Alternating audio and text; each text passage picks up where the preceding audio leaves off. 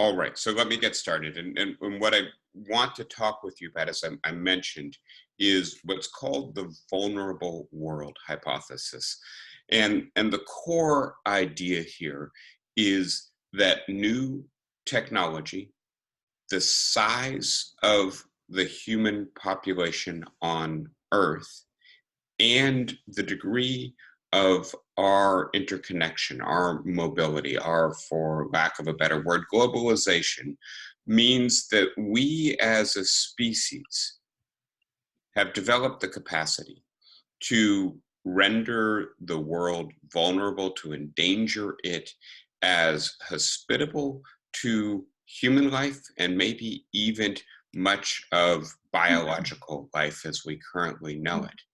And on the other hand, that we are poorly equipped to even think about that possibility, that we have evolved and that our culture, our habits of thought, our worldviews, our philosophical systems have grown up in a world in which our problems were all right in front of our nose, right? How do we survive until the next day? How do we manage our local political conflict? How do we distribute the goods in our regional economy, right? But we never had to think at the global scale. And we certainly never thought that what we did could endanger life on the planet as such.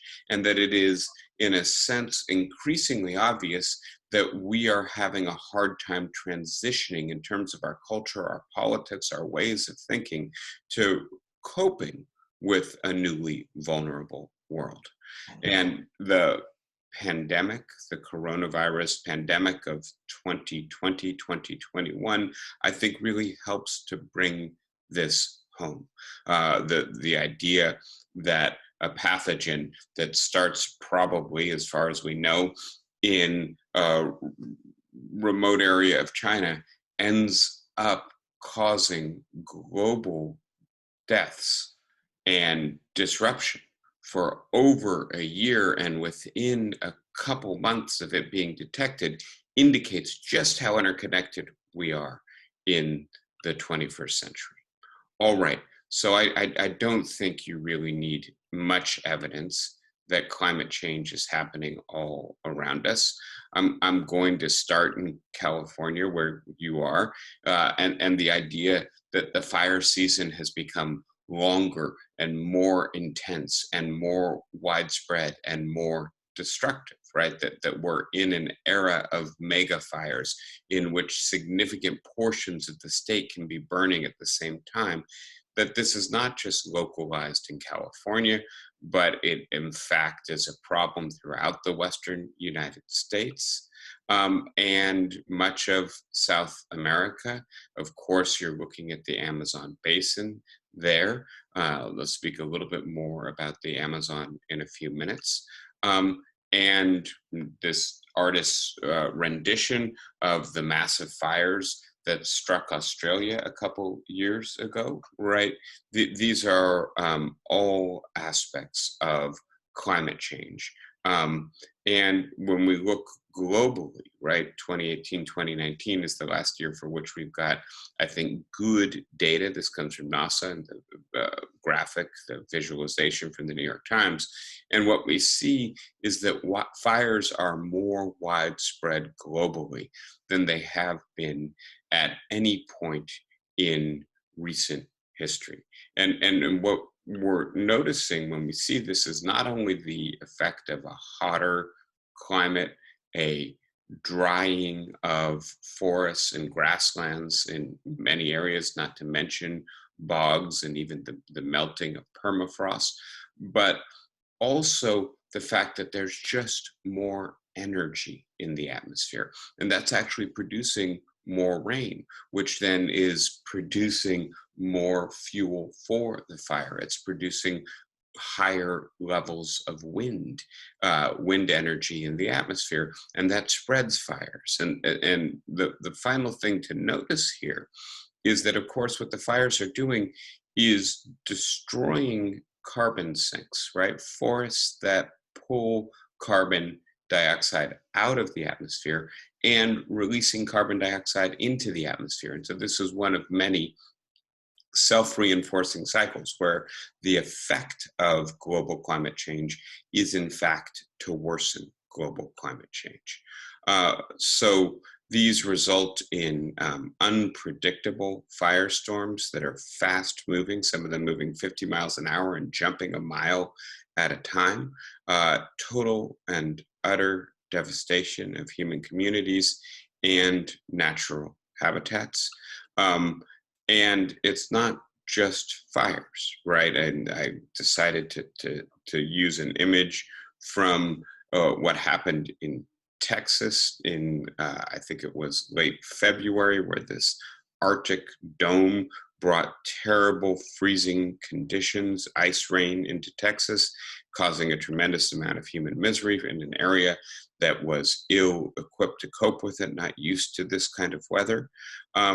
And then if we look at what Hurricane Maria did a couple years ago to Puerto Rico, this is a photograph that a doctor friend took of obviously a cow lodged in the top of a telephone pole. It gives you some sense of the force, the magnitude, the ferocity of this storm. And of course, more human misery in its path. And then we could just look still more broadly, globally, at the heat wave that struck India and Pakistan a couple of summers ago, and not only, right, obviously drying watering holes, but literally melting asphalt. And so these are the kinds of temperatures in this case that literally humans have a hard time surviving if they don't have access to air conditioning. And obviously, these are relatively poor parts of the world. Much of the population doesn't have access to air conditioning. By the way, you start using air conditioning on a larger scale, you need more electricity, you end up with more greenhouse gases being emitted into the world, a different kind of feedback loop, one more in our control, but nevertheless, you can't ask people to do without air conditioning once the temperatures reach that height. This is, I want to suggest, a harbinger of things to come, and that one consequence, focusing on you guys, or, you know, me too, I'm a native Californian, is that the world has changed, and probably changed irreversibly, and there are things that are coming that are worse than what we are currently witnessing. And so, in a sense, one of my suggestions here is, as I think about Sonoma and the East Bay where I grew up, is that the California I love, in a sense, no longer exists. It's become hotter, it's become drier. I believe we may be entering another drought. And this means that all kinds of things are going to have to change for the state, not to mention the world. So what is it that we can anticipate? I think one of the things that we should anticipate, we saw this a little bit with last fire season's fires, multiple intersecting crises. And so the idea is not just one big fire at a time, but maybe 5 or 6 fires spread over several states, and testing then the capacity of our infrastructure to handle the magnitude and the overlap of the crises that climate change generates. A second major thing that we need to anticipate, and this is exactly what I've been referring to as self-reinforcing cycles, right? Climate change causes things that cause more climate change, right? And we'll get into this further. I think it's part of the reason perhaps scientists were a little conservative in estimating the pace of climate change. And some of this is natural phenomenon with ice caps melting, the reflectivity of the surface of the Earth decreases, more solar energy is absorbed, the planet becomes hotter. And some of it is man-made, with the example of more use of air conditioners, I think, is the purest example of a man-made self-reinforcing climate change cycle, but so too with the fires, especially the fires that are originally deliberately set to clear land in the Amazon to make room for agriculture. So this is exceeding the capacity of government and, frankly, civilization to cope. Civilizations are not prepared to actually have to pick up and move, as we're seeing with low-lying island states, right? That they literally have had to move their entire civilization to a different continent, right, in order to survive climate change, because climate change renders their traditional home uninhabitable. It's not literally underwater. The rising seawaters destroy the sea tables. Destroy the water tables, making agriculture impossible, making the land uninhabitable for human beings. We're just not equipped to think about this, although we are forced to solve, or at least face, these problems. I think next thing to see is that we are increasingly understanding the processes we've unleashed. And to be clear, when I say we, there are multiple references there, right? Scientists, climate scientists, and I will get into this as we get further into this.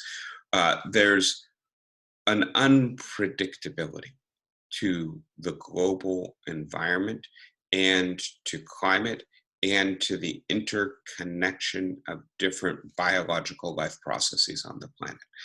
And so, to be clear, our understanding has its limits, and it has its limits in part in the very nature of the thing that we're studying. The technical word here is stochastic. The idea is that it's a process that has so many different interrelated components that it has a complexity that makes prediction impossible. It is unpredictable. But we are understanding much more about climate change, and that we currently lack the capacity to control what we have unleashed. Right, and so as I say, the planet is getting hotter and hotter. The carbon emissions and other greenhouse gases that are being released today, this decade, may not affect the temperature of the planet to their full extent for another 50 or 100 years. But we know that that heating is coming, and we have no idea what we can do to control it. So what this means, among other things, is that it is absolutely urgent to take steps now to mitigate and cope with climate change. And those are two different categories, right? Mitigate means we do things now to reduce our carbon emissions, our other greenhouse gas emissions, to save forests, to create carbon sinks wherever we can. And on the other hand, we recognize that 50 years from now, the San Francisco or the New York City or the Miami that so many of us call home, or have so many memories invested in and enjoy, will be underwater, right? Or will be seriously impacted by rising sea levels unless we build effective sea walls. And this is a huge, massive undertaking, right? And so we need to not only take steps to mitigate climate change now, but also to cope with what is already unleashed and inevitable. So the big question here is, can we develop the capacity? And it's a political capacity, a capacity for shared collective action, to act urgently, deliberately, effectively, globally, and with sufficient unity. And as each of those terms is doing a certain amount of work, right? We've got to do this fast, but we've got to do this in a reasoned, careful, thought through way so that it's effective. And if we do it, and China or India or other places on the planet don't do it, Russia, then what we do is ineffective. And so we have to do it globally and in a coordinated way. This is a huge, I think, unprecedented undertaking. And many of the people who write about the vulnerable world hypothesis are actually quite skeptical of our capacity to do it democratically. And so the last question I want to raise is, can we develop the capacity we require while preserving democracy and privacy and other values, not to mention something of the standard of living to which we've grown accustomed? Now, I'm going to pause for just a second to say, and I think you know this, I don't mean to be bombarding you. I do think of this as the single most urgent problem that we face, and so I do tend to get somewhat impassioned about it. But I, as always, welcome your questions, your thoughts, your comments, your disagreement. I can't see your faces when I'm in my screen, my slides, so just ask a question whenever you have it. All right, if there's no question at this moment, and this is so far all been pretty much introductory, let me get into the material that's a little bit more new, I hope, to you. As I say, well, actually, I guess I've got a little bit more introductory material. Anybody familiar with Helen and Newton Harrison? They're Bay Area-based artists, live actually in Santa Cruz. Actually, Helen is no longer alive, but they pioneered the field of what's sometimes called eco art.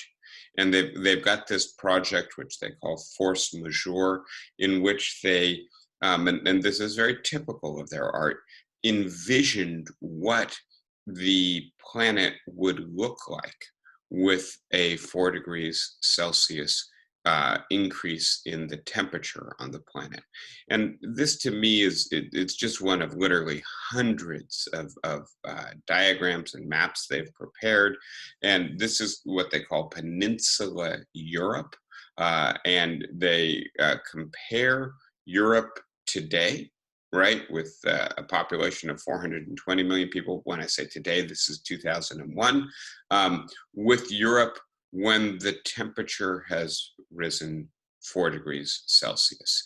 And what they tried to do is to indicate how much of Europe will be habitable at that point. And some of that has to do with literally above water. Some of that has to do with having temperatures that humans can actually occupy, and also with the capacity of the continent to produce the food and sustenance that the people of the continent will need. And as you can see, substantial regions of Europe are rendered uninhabitable by a 4 degrees climate change.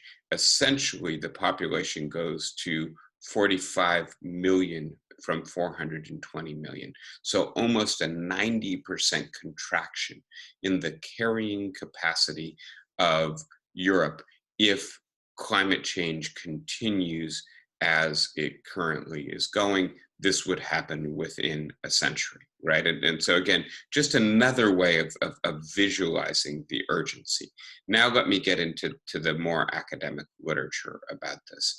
And I'm going to draw primarily on an Oxford University philosopher by the name of Nick Bostrom, who is the head of the Oxford Future of Humanity Institute and has done, I think, the pioneering work on how we need to radically change our attitudes about risk and vulnerability in light of what's happening with our species and the planet today.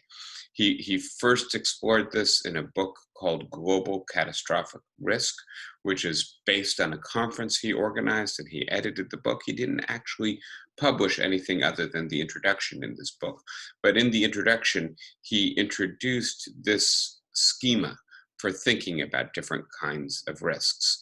And so one of them would be, right, and I'm sorry, the different metrics of variation have to do with, on the one hand, the intensity of the risk, and the other, the scope of the risk. And so the risk could be imperceptible in terms of its intensity. I suppose it's not entirely unfunny that Nick Bostrom put loss of hair in the imperceptible and personal category of risk. Then endurable at the personal level, your car is stolen. At the local level, the recession in a particular country.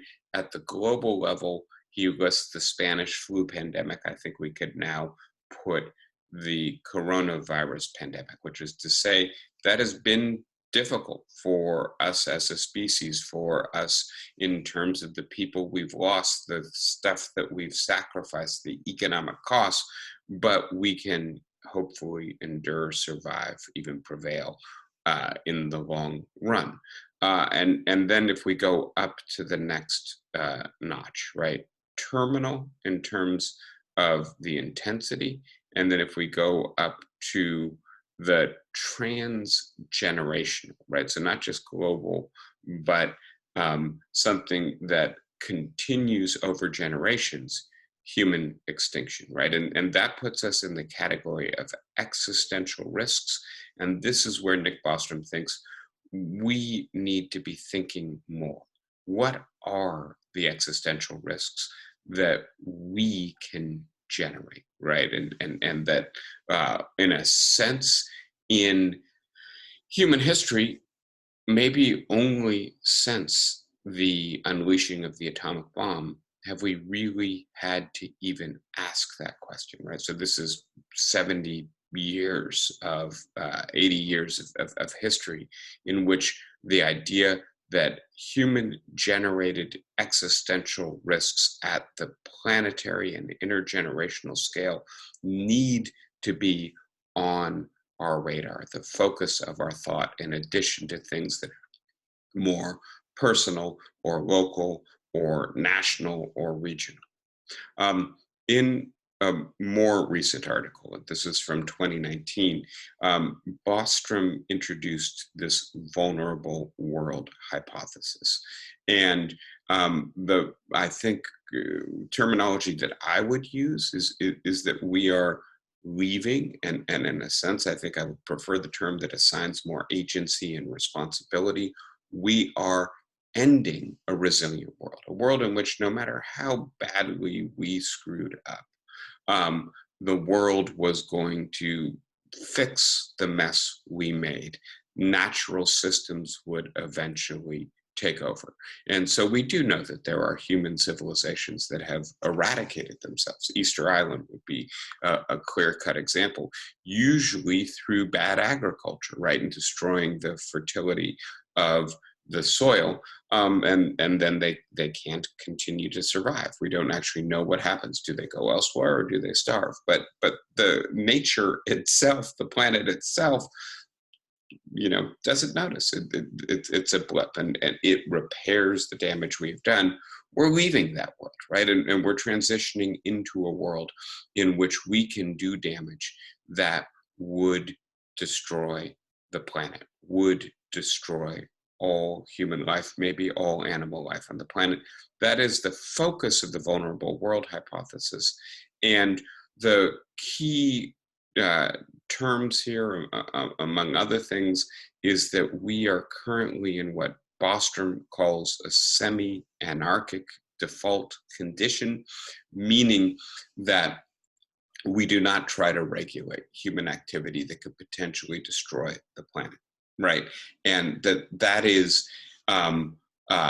natural to us, right? And one of the values I wonder whether we can rescue while coping with this is privacy. In a sense, it's natural to us to not want to monitor all the activities of every individual. But as Bostrom points out, that for instance, and this is the example he lists in the abstract for the paper, do-it-yourself biohacking tools, right? The ability to produce in your garage new pathogens that could potentially destroy millions of people, right? That technology may be right around the corner. this decade, right? And so do we continue to respect privacy? Do we continue to just let people do what it is they want to do in their own garages when what they do in their garage has the potential to wipe out the species? That's the big question that Bostrom is pointing out. And I won't go into all the policy details, but I want to be clear. Bostrom thinks that we need much more aggressive surveillance measures.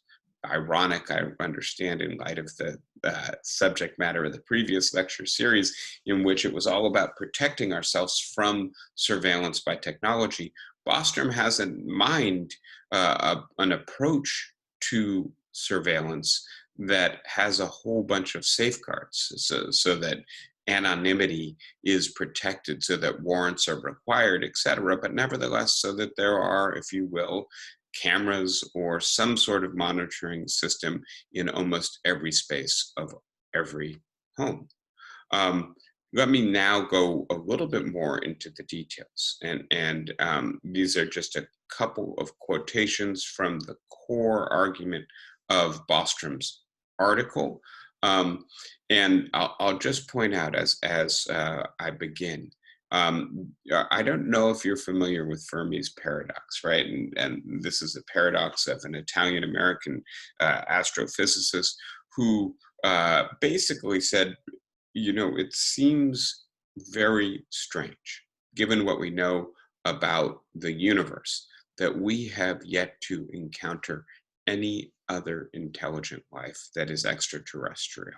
Right, and Fermi suggested basically that in light of what we know about data, just about the odds, the statistical likelihood that the universe contains other planets that bear life, that they would be more advanced than we are, that they would therefore have the capacity for interplanetary travel, this doesn't make sense. It's a paradox.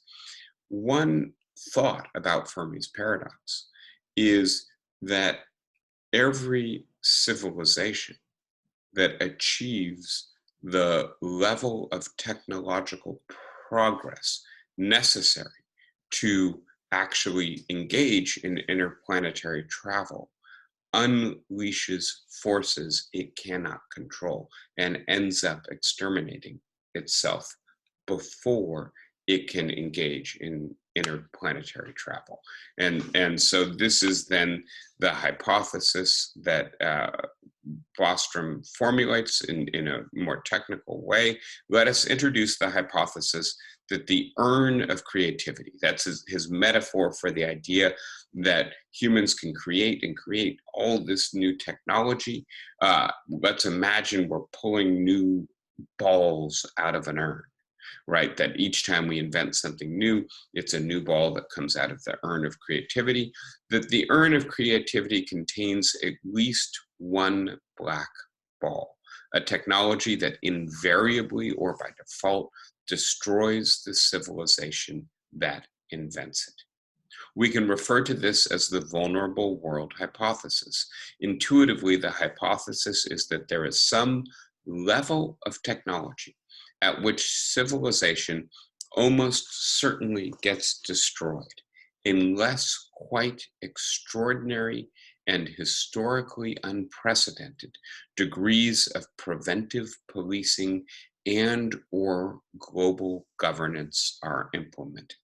More precisely, the vulnerable world hypothesis, if technological development continues, then a set of capabilities will at some point be attained that makes the devastation of civilization extremely likely unless civilization sufficiently exits the semi-anarchic default condition, right? And so that is, in short, the thought experiment that Nick Bostrom asks us to engage in. Are we currently at the level of technological development where we have to start thinking about whether or not the unregulated development, use, commercial application, experimentation with technology endangers us as a species. And if we are, then we may need to radically alter the way in which we think, our politics, our society, our received values. And so that's Bostrom's very provocative thesis. Let me now try to give a little bit of relevant background to this thesis. And there are two, I think, aspects to recent technology that are extremely important here. One of them is developments in technology itself, right? And I've recently shown you some of the data on this, but let me see. I'm sorry. Yes, let me start with actually the size of the population of the world, right? And this is one of the relevant aspects, which is that human beings have just become much more populous. And so what it is that we do on the planet has much more systemic effects. You may be familiar with the idea of the Anthropocene, right? This is the idea that we have entered a period of geological history. And as you know, geologists sort the history of the planet not in terms of particular events in human history, right? That's all just a blip in geological time, but in terms of major forces that actually structure the planet, right? And one of the suggestions here in suggesting that we have entered the geological period, the Anthropocene, is that for the first time in the history of the planet, a single species has the capacity to alter the entire ecology and even the geology of the planet, right? And that has to do with the fact that there are 7.7 billion of us on the planet, compared with almost the entire history of the human species, when there were always fewer than a billion, and in most of our history, somewhere between 100 and 200 million, right? And so this is absolutely unprecedented and very rapid change in our size as a species on the planet, and hence our capacity to influence everything on the planet. By the way, one of the arguments for the Anthropocene is that if future geologists or archaeologists visit the planet 10,000 years from now, among things they will find is a thin layer of plastic permeating the surface of the earth, produced, of course, by us. The good news here is that actually human population growth is declining, and by the end of this century, it may get close to being steady state. But obviously, at that point, there will be around 9 or 10 billion of us, and so we will still be large enough that what we do influences everything else on the planet. The other thing I think to notice, and again, just a simple illustration, is how rapidly and how dramatically our technology has changed. And so this is, right, the power of a circuit chip, the number of integrated transistors it contains, going from around 1,000 in 1970 to 50 billion today, right? And so our power, just our sheer computational power, has grown dramatically. Let me now return to the background, right? The combination of that technology and the scale of human civilization means that our action carries potential systemic effects.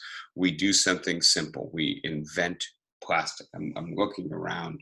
Sure, I can find plastic in front of me, right? Oh, can I get it in front of the screen, right? You know, everything around us, right? It's hard to escape the ubiquitous presence of plastic.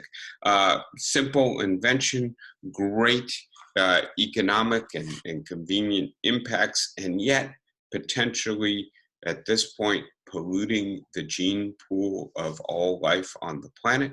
What's it going to do to us? We don't know. So these effects that we can have, systemic effects, effects that don't just affect one region or one part of the planet, but potentially affect entire ecosystems, potentially even what's sometimes called the Gaia system, which is, right, the interconnection of all life on the planet. How do we begin to think that through?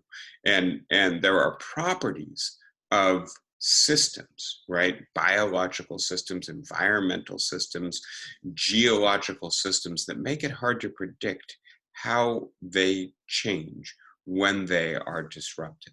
And I'm just going to go through this very briefly.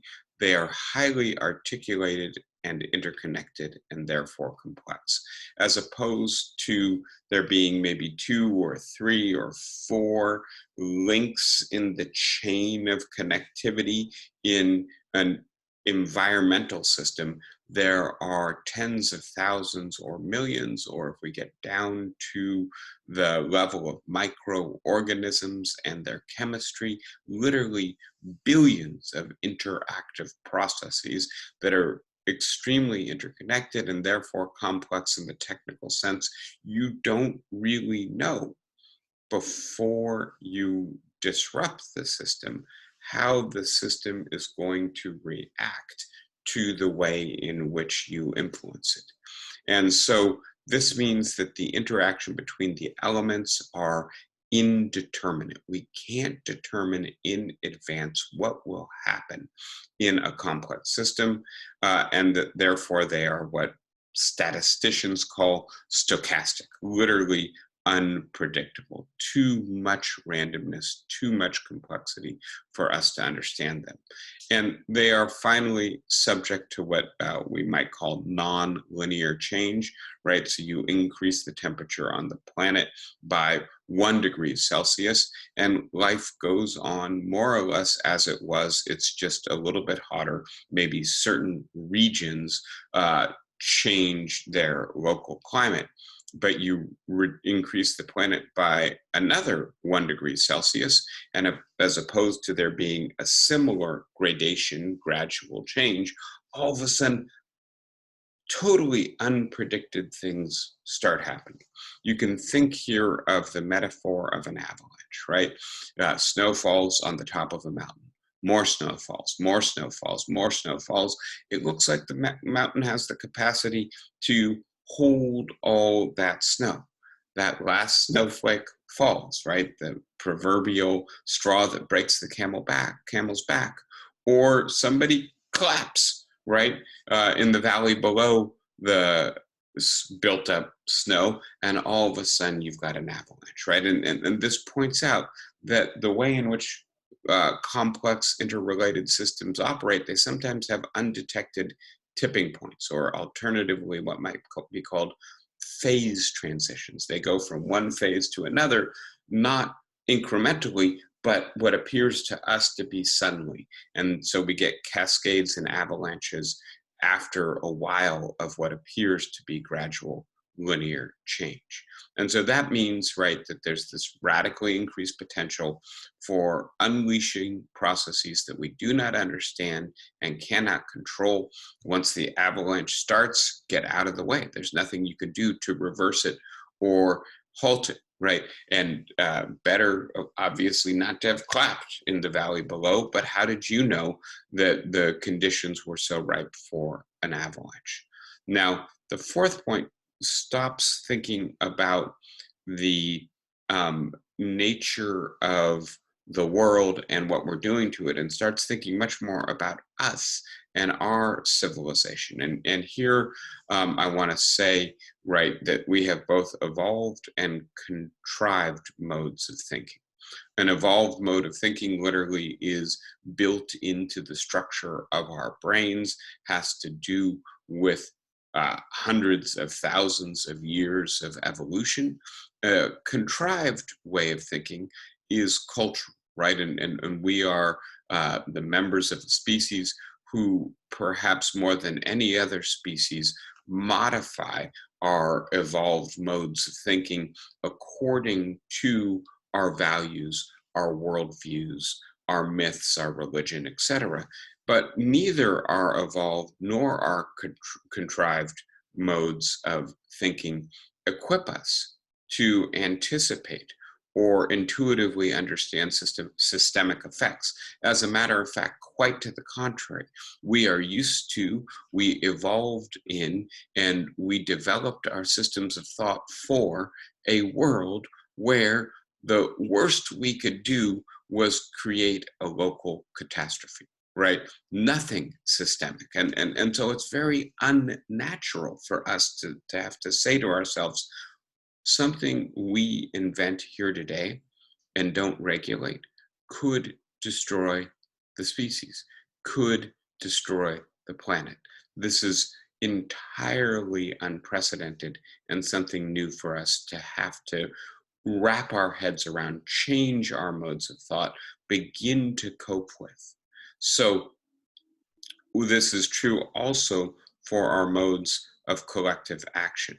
When we come together to tackle a shared problem, we are not used to that problem having, right, the dimensions of systemic disruptive actions.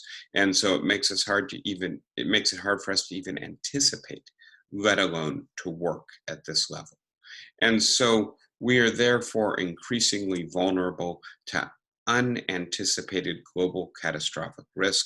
That's the central insight of Nick Bostrom's philosophy, and I think it's extremely important that we begin to wrap our heads around this. And whether it's climate change, which is the example I've been focusing on, or bioengineering, right? Bostrom refers to DIY biohacking, but it could actually be done in a lab or for medical research reasons. Nevertheless, something could be done that introduces a new pathogen, a new mutation that attempts to engineer something in the genome of a plant or an animal or a human that has wildly unanticipated effects. Another example that Bostrom gives us is artificial intelligence, right? And again, he suggests we are just kind of willy-nilly heading into the world where Amazon and are you hearing me okay? I'm hearing a little background. I want to be sure you're hearing me okay. Hearing you well. We're hearing you. Okay, all right, okay, I'm sorry. I get worried when I can't see anyone and I hear a little background noise. Let me continue. Sorry for the brief interruption there. The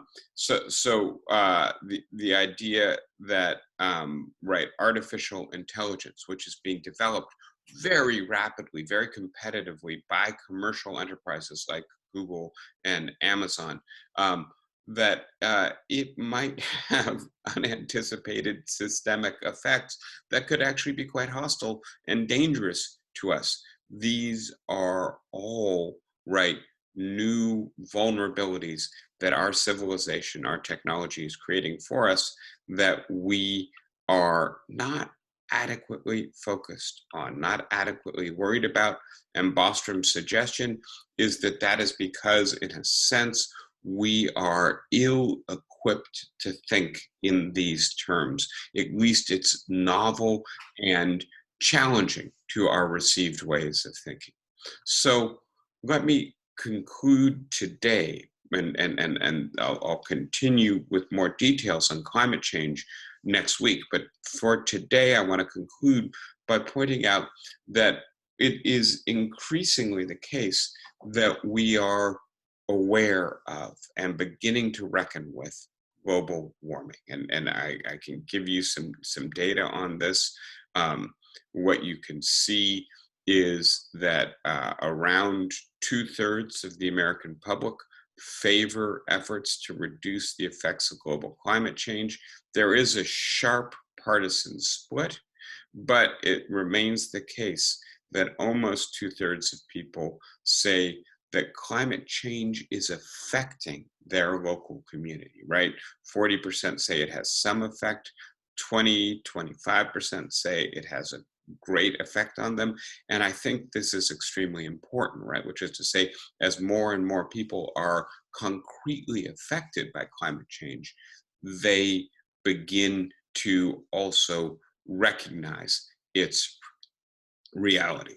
So we are increasingly um, uh, aware of global warming. We are also obviously aware of the coronavirus pandemic.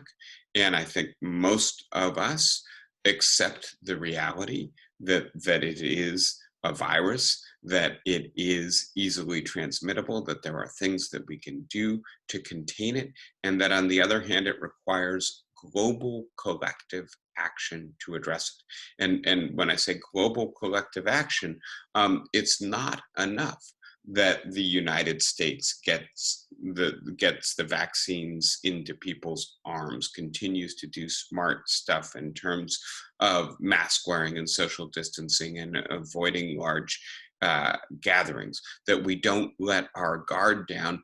After more than a year, obviously we're exhausted with doing what it is that we're supposed to do to cope with it. But on the other hand, we recognize that we're not out of the woods yet. And so many of us, at least, are willing to do what it is we need to do. But what's happening in Brazil, right? And when we look at what's happening in Brazil, part of what we see is not only is the government being very ineffective, not only is the president encouraging non-compliance with the standard approaches to coping with a viral pandemic. But as a result, the virus is very widespread. It has more opportunities to mutate. More variations are being introduced. Some of them, it appears, are somewhat resistant to the vaccines we've developed. Now, I don't think this means that we're in for still worse. I certainly hope not. But I do think it points out to us that it's not sufficient for us to work at the local or even the national level. We need to work at a global level if we are going to beat back the pandemic. Ultimately, we need there to be no place on the planet where the virus is raging out of control, where it has more opportunity, therefore, to mutate. And so this is, I think, a moment in which, in a sense, we're increasingly focused on problems that could allow us to begin to develop the capacity to think about and perhaps to start working on these kind of vulnerable world problems. Getting into the details, the first is both the necessity for and the insufficiency of individual action. And so whether we're talking about the pandemic or climate change, yes, each of us need to be doing everything that we can do. And yet, if we do it and others don't, it's not going to be sufficient to address the underlying problem. And so in addition to individual action, we need collective action. And that means that we need efforts to shape, among other things, public opinion. And I want to talk about, just for a moment, some approaches with some prospects for success. And so one of them is this simple mathematics. If each person persuades two people to act, right? And when I say act, to think that climate change is real and urgent and requires immediate political action, even if expensive. That would be enough, right? And so if each person persuades two persons, not just that climate change is real and that it's affecting us, but that it rises to the level of urgency that we absolutely have to do something about it here and now, right? And that should be, if you will, a disqualifying issue for everyone. If a candidate isn't willing to speak frankly about their plans for tackling climate change, they're just not living in the right century.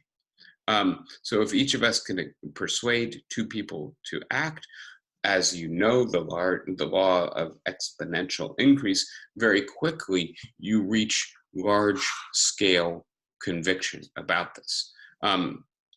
Who should we convince? And I want to suggest two scenarios. One of them is prioritizing and mobilizing the already persuaded, right? And so as we saw, it turns out now that about 2/3 of the American population is convinced that it's important to reduce the effects of global climate change. Can we get them from thinking of that as a back burner issue to thinking of it as the single most important issue we face? That might be the easier approach, right? You're already convinced that this is real. Let me now convince you that it's urgent. Alternatively, we might try to persuade those who are currently unpersuaded.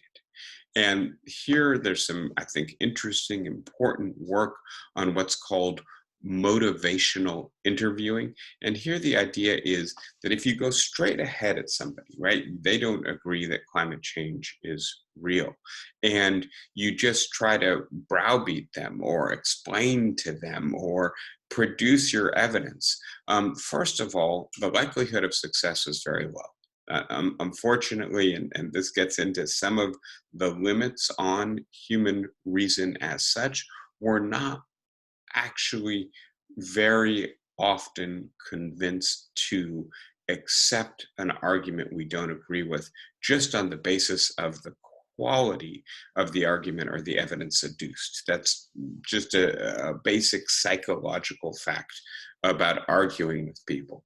And so this research on motivational interviewing suggests that as opposed to just trying to persuade someone, you instead try to understand, why is it that you aren't persuaded? What is it that you consider to be precious and important? What if you're wrong? Have you been wrong in the past, etc., right? And that you display in discussion with someone with whom you vehemently disagree a kind of openness, a kind of generosity that may make it possible for them to relax a little bit their defensiveness about their position in light of the fact that they know that you don't accept it and that you're trying to get them to change their mind. That you, in fact, try to learn from them, at least about what they think and why they think it. And that you don't simply try to close down the conversation if they're not willing to meet you where you think they should be. So just that there may be actually better ways of approaching persuading those who aren't already persuaded, even if perhaps the more efficient path is to try to persuade those who are already persuaded of the urgency of the problem. And then the conclusion for today is that we need systemic, ambitious political action. And it is both possible and indispensable that we can start doing stuff this year. The infrastructure plan that Biden has, the fact that the United States is rejoining the Paris Climate Accords, the fact that the global pandemic is demonstrating the necessity and at the same time the possibility of global collective action.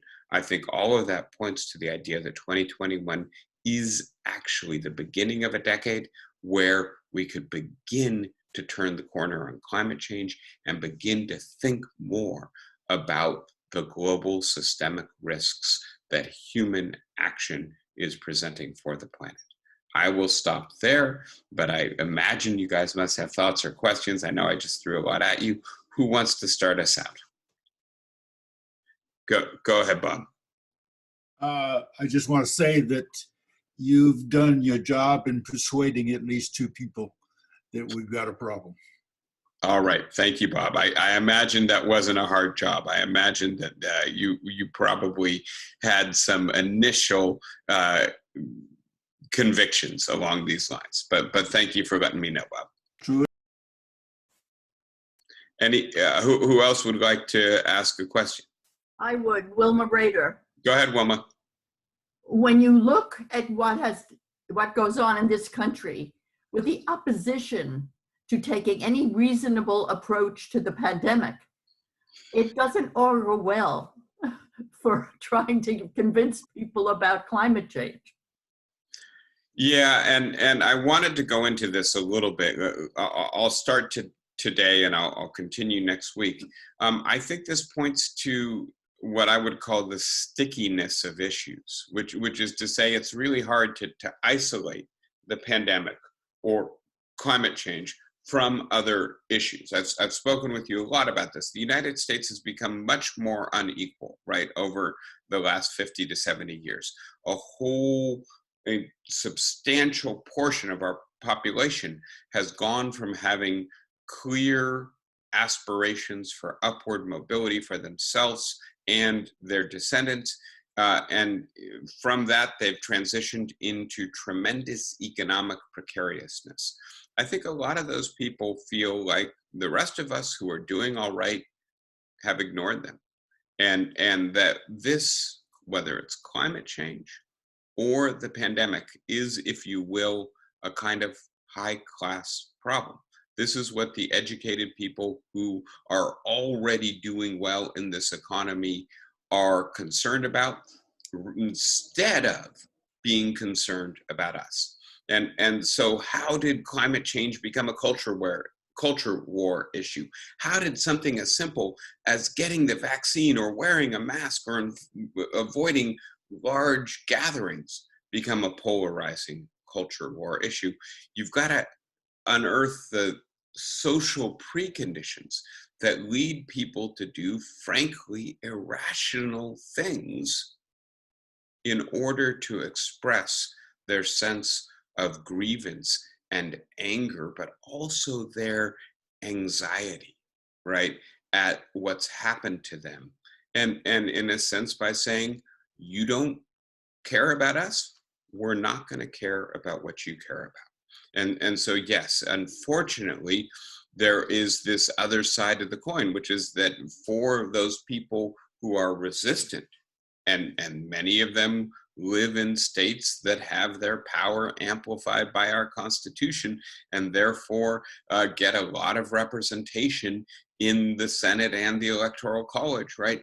Those people may need to see other things coming from their leaders before they're going to be amenable to persuasion on this issue. Thank you, Wilma. Does that help to think this through a little bit? Okay. Hello, it's Yeah. Doris. Hi, Doris. Yeah, hi. You know, the whole question of democracy and its function, I just wonder sometimes, just thinking about the insurrection of January the 6th, the murder of George Floyd, and how long it takes to come to some reckoning of what took place. I mean, if it takes that long to see that George Floyd was murdered, how long does it take to take care of this global problem? And you do it by democracy, but you know, is that the right way? I mean, what's going on? Yeah. Can you explain? Maybe you can make that clearer for me, but I have a question about it. You're throwing me in the very deep waters, Doris, and so I'm not going to be able to explain everything here today. But let me take a shot at it. First of all, right, it's not just how long it takes us to see George Floyd was murdered, but the tens of thousands of African-American men and women who have been murdered by either the police or the state or vigilantes organized by and tolerated by the state, right? There's a long history here of unaddressed justice. And so Nick Bostrom, frankly, thinks we should only value democracy if democracy can preserve the species, right? And you can kind of understand that, right? What's the point of trying to save democracy if democracy is going to endanger the very people who are required to vote and serve and debate, etc. But having said that, I guess I am of the opinion that we need to try to defend and adapt democracy. And that's not just because I think democracy is independently valuable, but because I think democracy shows a capacity for sustained learning, both moral or ethical learning about justice, but also learning about right policy, rational policy that no other system consistently delivers, no other political system. And I want to be clear about this. Right now, China looks better than the United States on climate change, right? And obviously, China is an authoritarian system, but it's also a system that uses a principle of meritocratic promotion within the ranks of its large administrative bureaucracy. Then the result is that they've got a lot of scientists in positions of power, and they are focused on this problem, in part because it represents a huge danger to the capacity of their landmass to sustain their population. But having said that, I don't think that we should conclude that authoritarian regimes are necessarily and always better at solving even technical scientific problems. That in fact, it depends upon who's in leadership, in the leadership positions. Obviously, under Mao, China did some very different stuff, right? And it depends in part on the leaders detecting it being in their interest to solve the problem. And in this sense, democracy generates a different kind of accountability, a different kind of motivation, because the government will only survive if it protects the population. And that's obviously not the only reason to value democracy, but I think it's an important reason to think that democracy, as frustratingly slow as it often is, may be better at solving these kinds of problems. Having said all that, Nick Bostrom, the vulnerable world hypothesis, suggests we got to start learning faster, or else, for all its advantages and disadvantages, it's not going to matter whether it's democracy or state communism or an authoritarian regime. We're all going to be in trouble. Yeah, go ahead. Sorry, you got to unmute yourself. Oh, maybe I can unmute you. No, I think you got to hold the space bar down. I can't hear you. I'm talking to Dawn or Dawn Alter. I'm here. There we go. Okay, got it. Hello? Oh, I thought I was hearing you. Yeah, I'm Peggy Alter, Yeah, hi, Peggy. and my thought is that simply tyrants make decisions faster, but then you got to do all the crap work after that.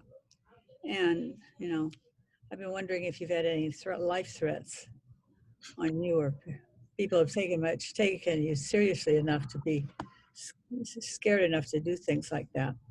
Me personally, absolutely not, and I'm grateful in a sense for my relative obscurity, protecting me and letting me say to you guys whatever I want to say, and so no, I haven't run into any problems. But yes, look what's happening in Myanmar right now. I mean, obviously, the downside of authoritarianism is something that has to be balanced against the upside of its capacity to perhaps more quickly implement technical advice or learning. All right, everybody, go ahead. Go ahead. No, it's nothing. Just a light comment. I need to talk to Kim Williams about your theory. Oh, okay, good. Well, please tell her I say hi, and be fun to be back in touch with her. All right, everybody, I'm going to bow out. Great being with you again today. Fun starting a new lecture. I realize it's kind of heavy material. I think it's urgent for us to be focused on it. And so that's why I share it with you. I will see you next Saturday. I'll be back home with my familiar backdrop. Take care, everybody. Bye-bye. Thank you. Thank you, guys. Thank you, David. Bye-bye.